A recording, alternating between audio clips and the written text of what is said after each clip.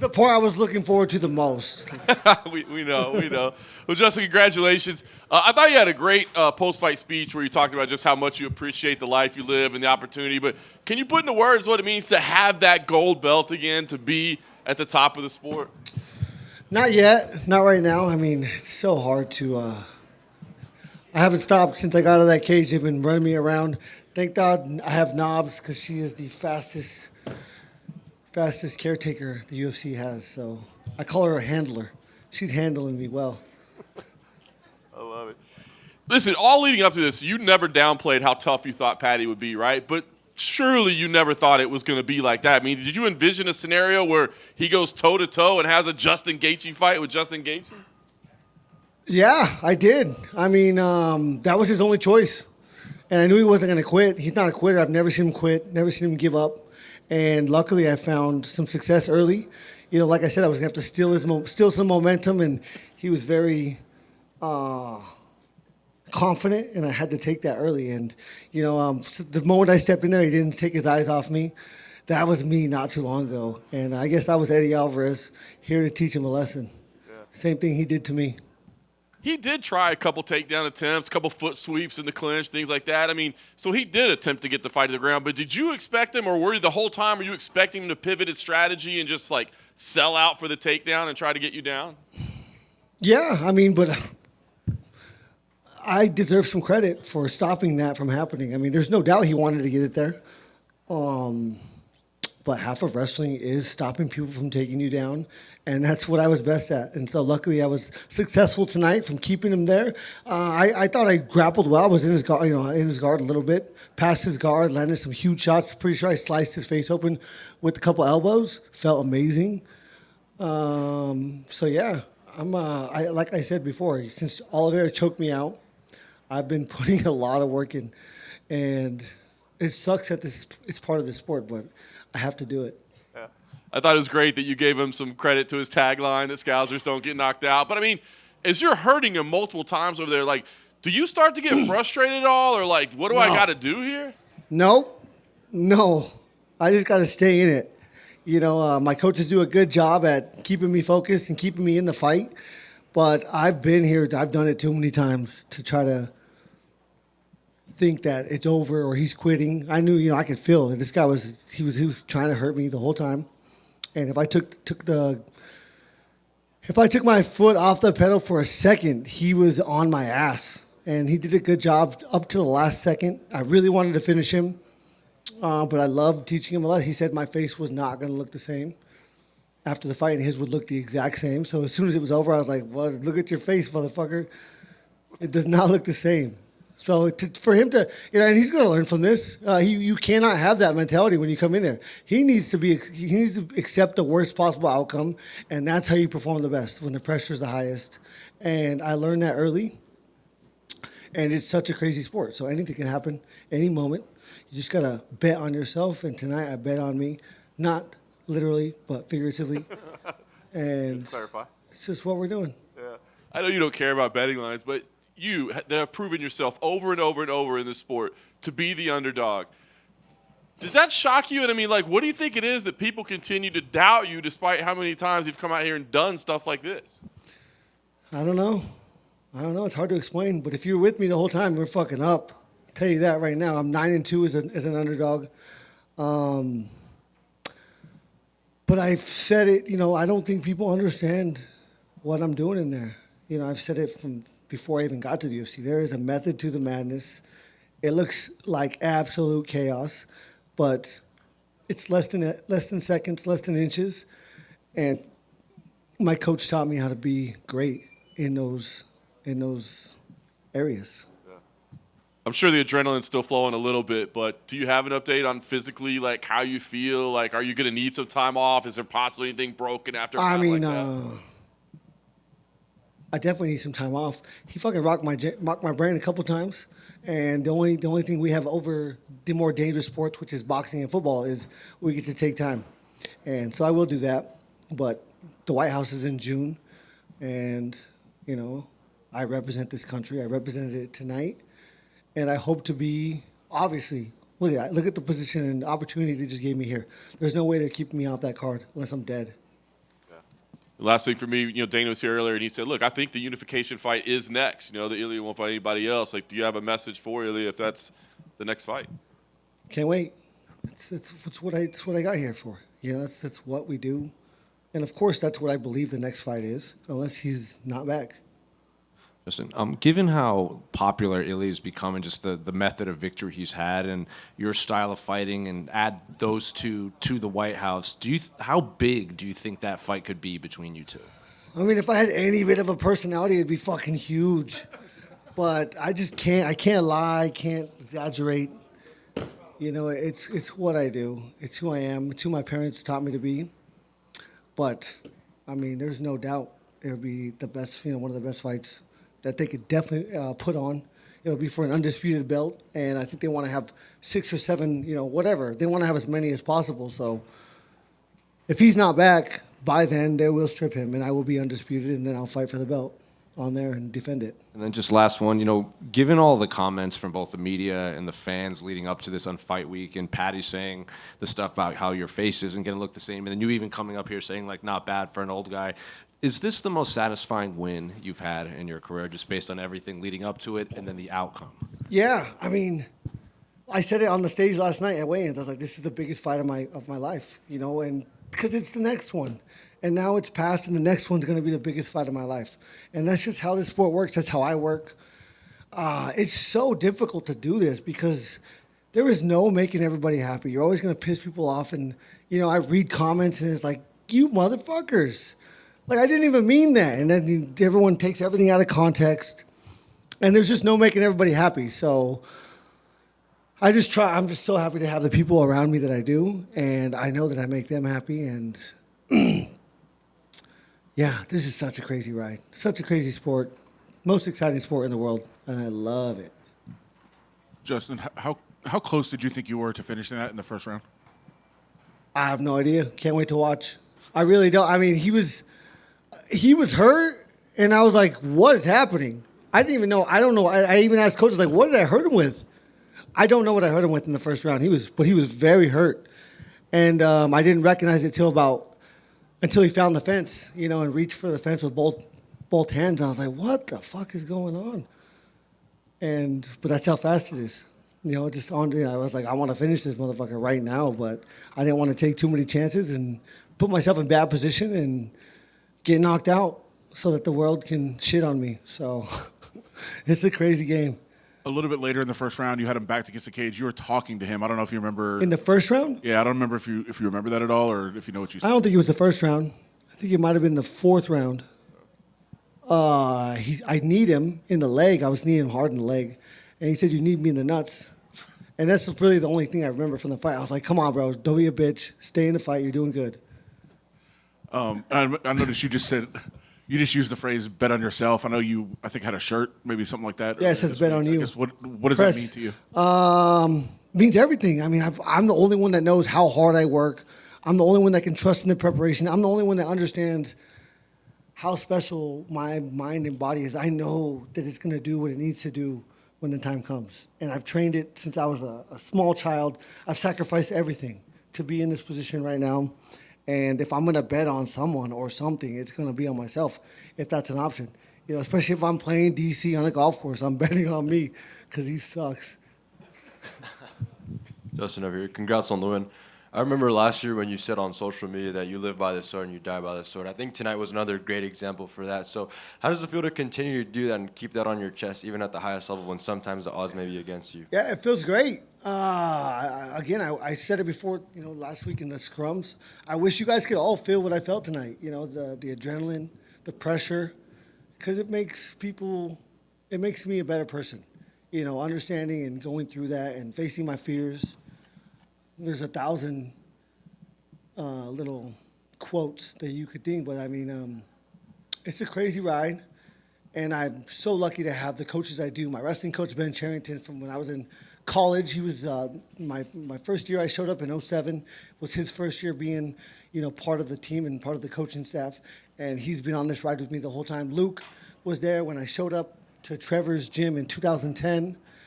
When Shane Carwin was fighting Brock Lesnar, he would let me jump in his truck and drive me down to Trevor's gym 2 times a week. This shit has been crazy. I cannot believe I'm here and I've made it this far. And I really don't know how to explain it. I've been a fan of this sport since day one, when they were kicking each other in the balls and eye gouging each other. And it's just crazy. It's crazy to be here. And Awesome. And you've been in there with some of the best and throughout your whole career. So when you look at Paddy, how does he compare to your past opponents? And from your experience, do you think this is a guy that we'll see competing for gold again one day? Yeah, I mean, you have to learn these lessons. Again, his mindset going into that fight was not good. It's not how you can do. You cannot do that like this. You know, false confidence is terrible. Terrible. It'll kill you every time. And that's what he had. You know, specifically saying this was going to be the same exact fight as Chandler was crazy. And I was like, yes, thank God he's thinking like this. I said it on the press conference. You know, I love everything that's coming out of his mouth, because you cannot approach this sport like that. And he'll learn, and he's really good. You know, he's got balls of steel. Can't get put to sleep, obviously. I don't know. I mean, I smoked him, and can't wait to watch it. But yeah, I mean, I told him after, stay in it, stay on it. I'm right. You're right where I was not too long ago, 7 years ago, as a matter of fact. And you know, he'll be there soon.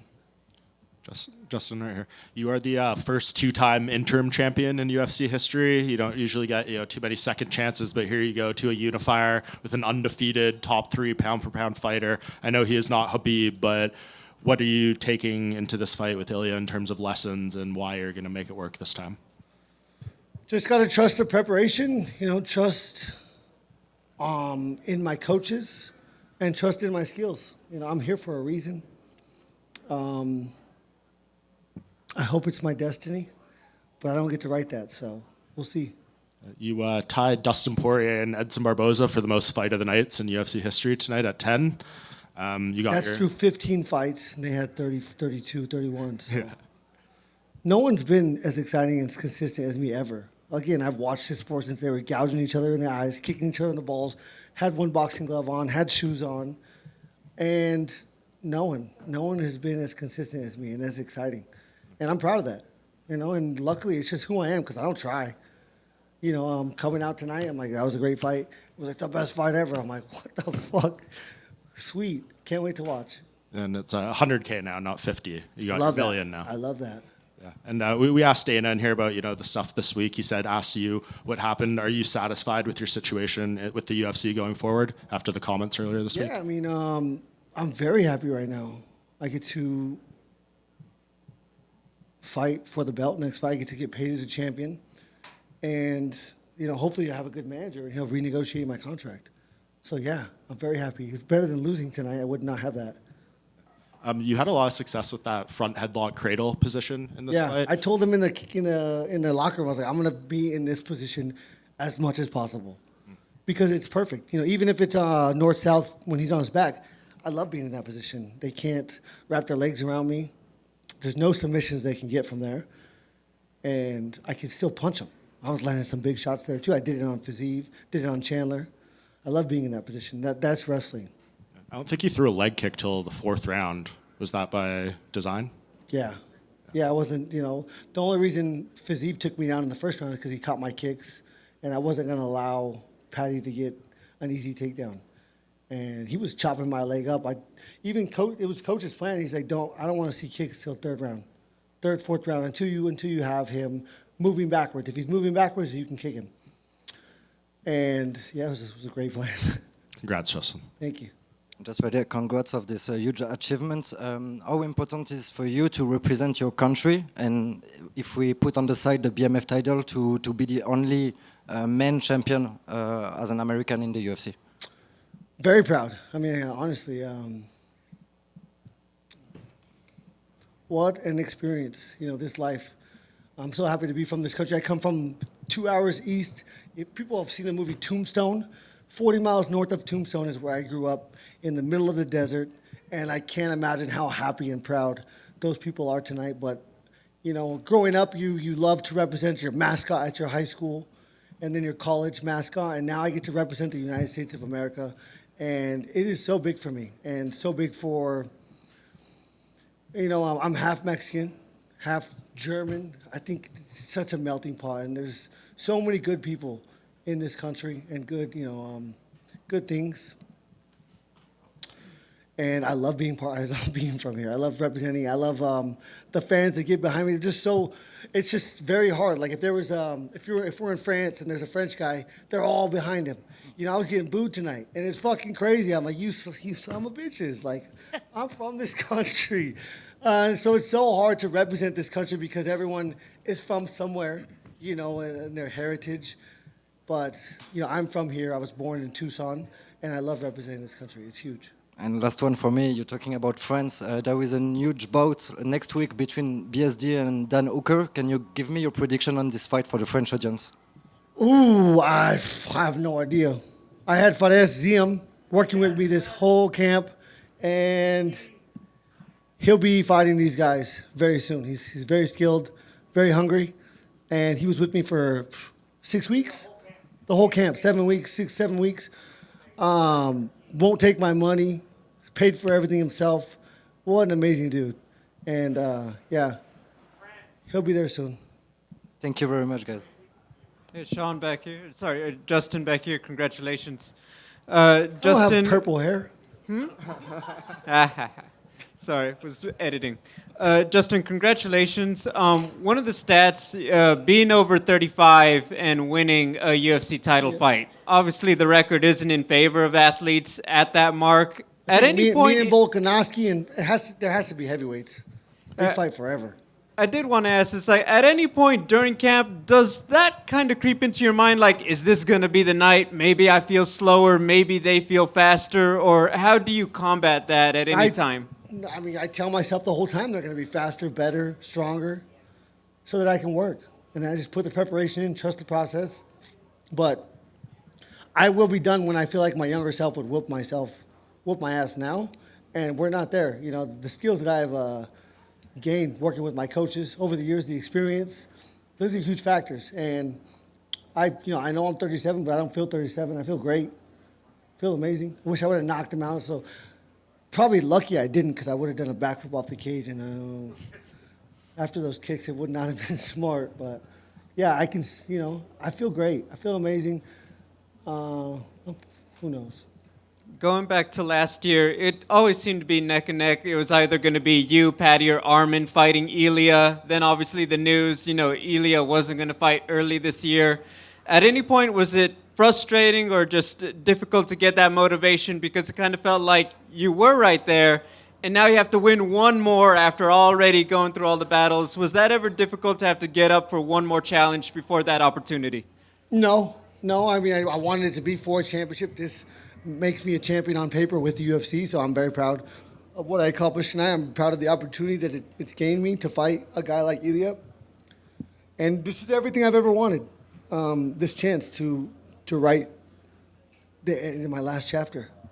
Congrats. It's going to be special. Hey, Justin, I hope it hasn't been asked before, but Dustin Poirier and Khabib posted messages congratulating you, and Dustin said one more for the legends, and Khabib Nurmagomedov said you have all his congratulations, you're legendary.